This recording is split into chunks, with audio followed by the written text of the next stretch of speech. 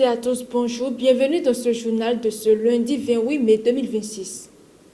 Au sommet ce matin, en Afrique, l'Ouganda maintient la fermeture partielle de sa frontière avec la RDC face à la progression d'Ebola. En Europe, la France et la Norvège renforcent leur coopération stratégique autour de la dissuasion nucléaire avancée.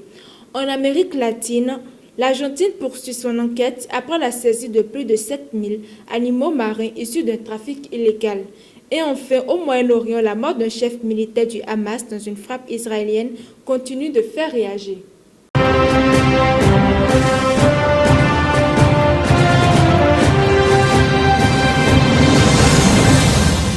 En Afrique de l'Est, la situation sanitaire reste préoccupante entre l'Ouganda et la République démocratique du Congo.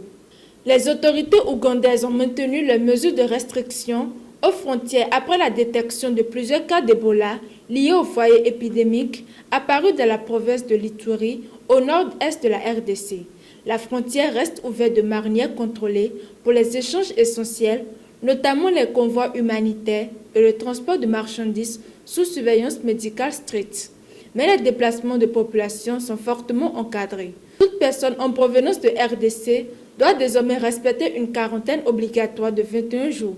Le gouvernement insiste sur la nécessité de prévenir toute propagation transfrontalière du virus, alors que les communautés frontalières restent très interconnectées.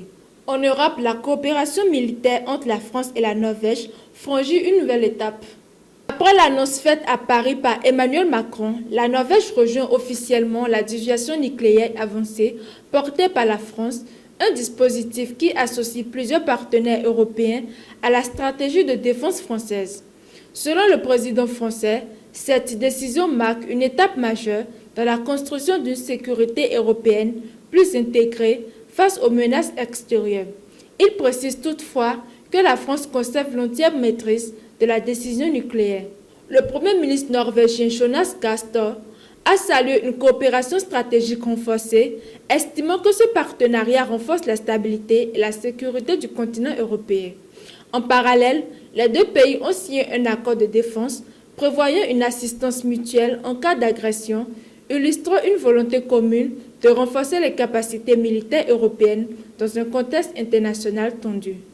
En Amérique du Sud, l'Argentine poursuit ses investigations après une importante saisie réalisée à l'aéroport international de Buenos Aires.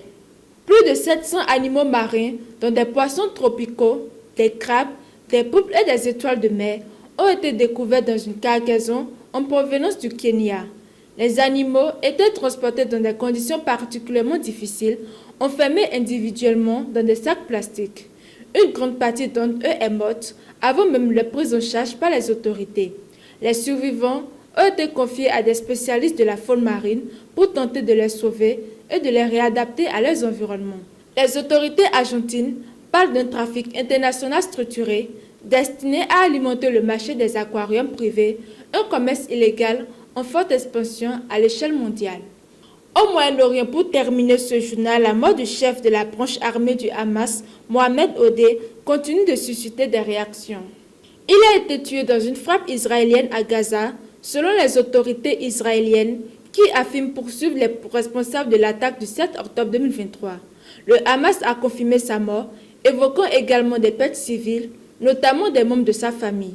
Cette nouvelle élimination intervient dans un contexte de tensions persistantes malgré les tentatives de maintien de cessez-le-feu.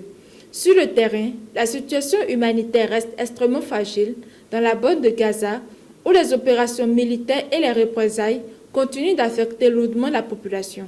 C'est la fin de ce journal. Merci de nous avoir suivis et à la prochaine.